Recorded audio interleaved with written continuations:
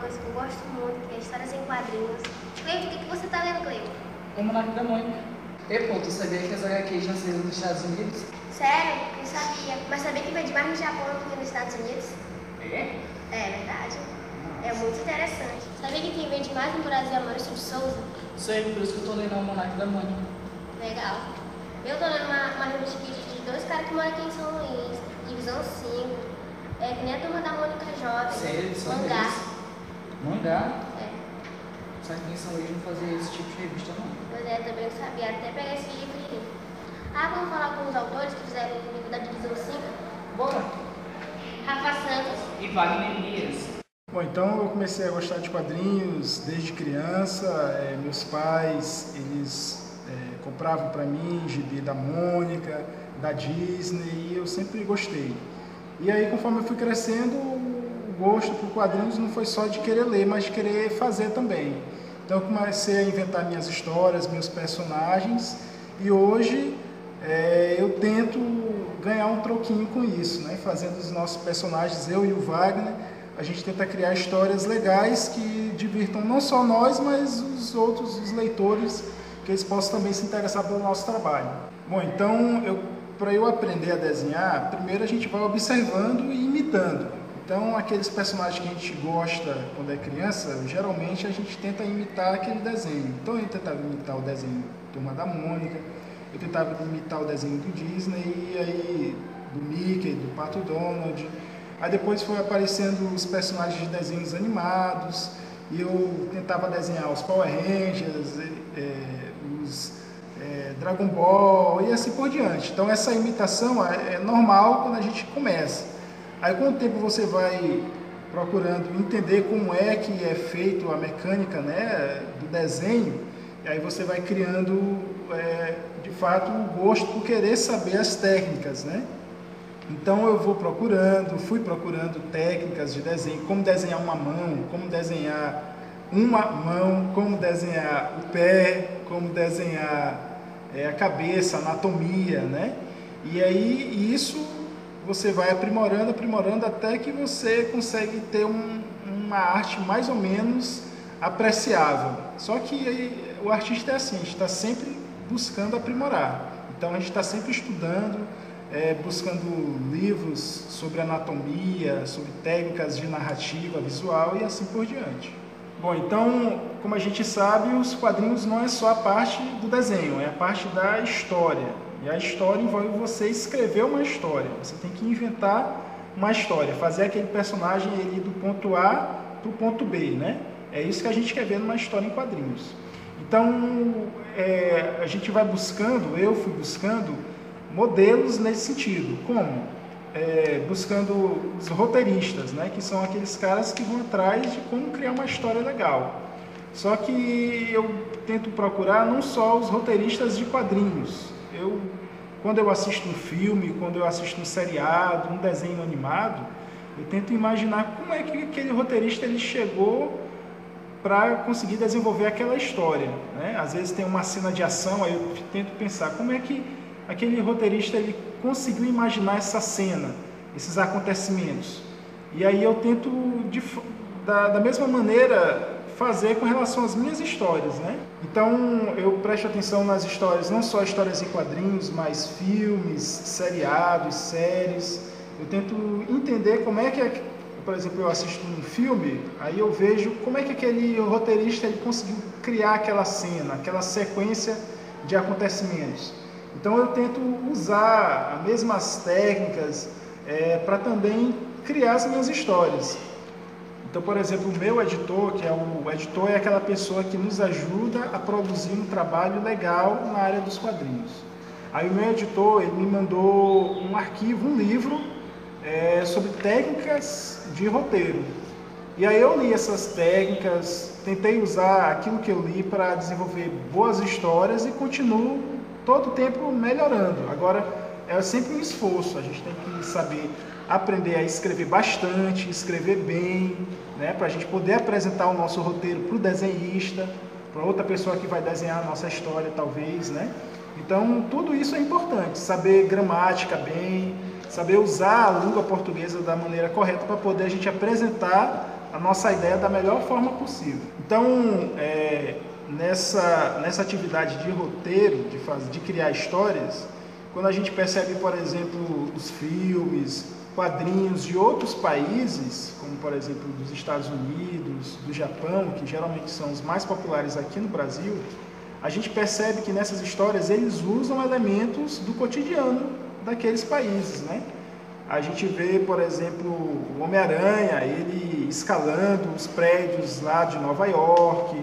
A gente vê nos desenhos japoneses, por exemplo, o Goku comendo lá a comida lá, aquele tigela de arroz. Então eu tentei imitar esse aspecto aí dessas histórias. Então eu busco no meu cotidiano coisas que eu vejo no dia a dia, aqui, por exemplo, na nossa realidade, que é São Luís do Maranhão, mas que são coisas também que são compartilhadas por outros lugares aqui no Brasil. Então, por exemplo, na minha última história em quadrinhos, aí tem uma parte lá que o personagem principal ele está sendo incomodado porque ele tem um vizinho que toca funk muito alto. Isso é uma coisa que aconteceu comigo, mas eu acredito que tem outras pessoas que também passam por esse tipo de coisa. Então eu usei isso, um elemento na minha história. E aí eu vou observando as coisas que eu vejo no dia a dia. Quando eu pego um ônibus, eu vejo as pessoas, o que elas estão falando, como é que elas conversam, o que as pessoas fazem no seu dia a dia. E aí eu tento pegar essas coisas e colocar de alguma maneira, de uma maneira atraente na minha história, para a minha história ficar mais divertida ainda.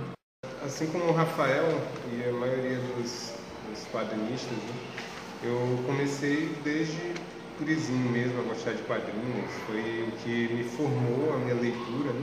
Eu aprendi a gostar de ler por causa dos quadrinhos. E aí, naturalmente, eu queria fazer os meus também, né? A gente tinha um grupinho de colegas que desenhavam. E entre a gente, né, a gente fazia nossas histórias. Cada um fazia a sua, levava para a escola, apresentava, vendia para outros que não sabiam fazer. Mas até então muito infantil mesmo, coisa de criança. Aí eu comecei a aprender de uma forma mais profissional com aquelas revistinhas, né? Eu comprava as revistinhas lá, que aprenda a desenhar mangá, né? Na época eu comecei com comics, mas depois, na época que eu era guri, foi quando os comics americanos começaram a ficar ruins. E aí a gente começou a ver mangá, né? Conheceu pelos animes e tal. E a gente pegava essas revistinhas e ia aprendendo, né, algumas técnicas. E principalmente, como o Rafael falou, o artifício, né, de copiar, né? É muito importante mesmo. E eu passei por diversas parcerias assim, quando era jovem, né? A gente sempre teve a ideia de publicar profissionalmente, né? Meu alvo era ser quadrinista. Como a gente queria fazer profissional, né? A gente tentava lá, né? Não tinha um conhecimento, né, apurado. Então, quando eu conheci o Rafael, eu já tinha uns, acho que 20 e poucos anos, talvez antes, mas a gente firmou uma parceria mesmo em meados de 2006. O Rafael, a gente se juntou para fazer uma banda e acabamos descobrindo que a gente gostava mais de quadrinhos.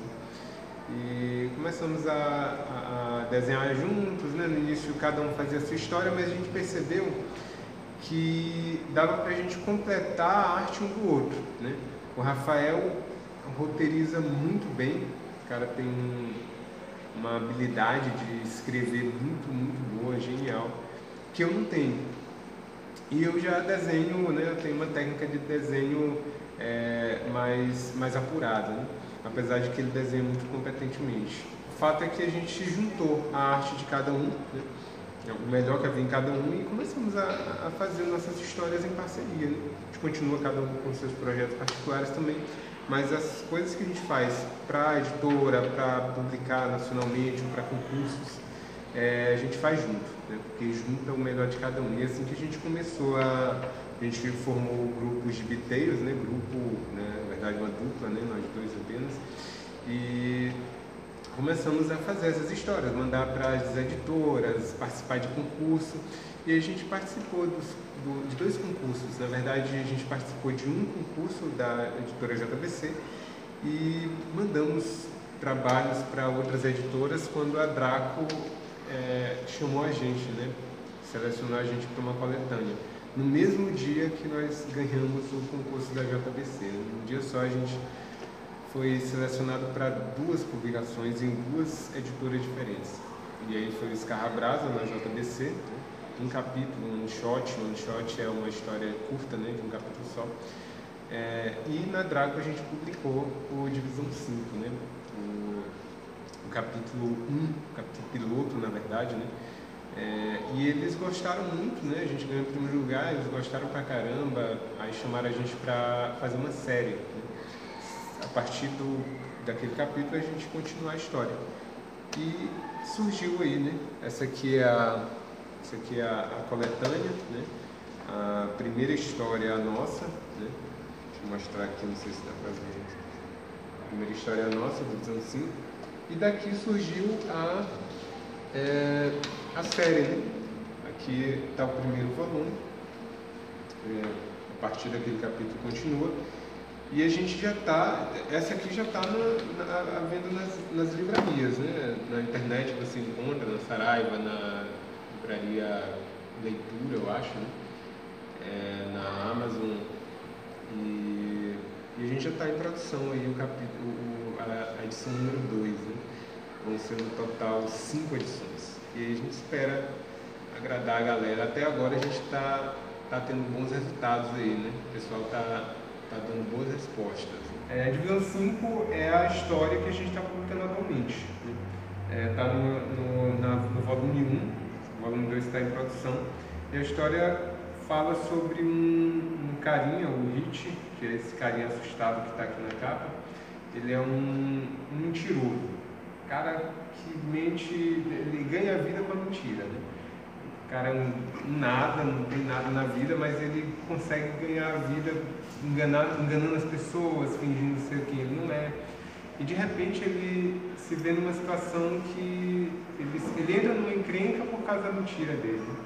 Acaba se fazendo passar sem querer por um agente de uma divisão, a Divisão 5, uma agência secreta que tem por objetivo controlar todas as agências, todas as organizações secretas que atuam aí no submundo. Então, a partir daí, a história vai contar, né? Vai narrar a história do Hit, entrando para a Divisão 5, sem querer entrar, né? Mas tem lá um agente secreto que quer muito que ele entre, que vê o potencial dele lá, acha que essa habilidade dele de mentir, de enganar as pessoas, né? De manipular, pode ser usada para o bem, né? Pode ser usada lá na Divisão 5. O Cláudio gostou muito do trabalho dele de tudo. Enquanto essa entrevista, um pouquinho do trabalho que eles fizeram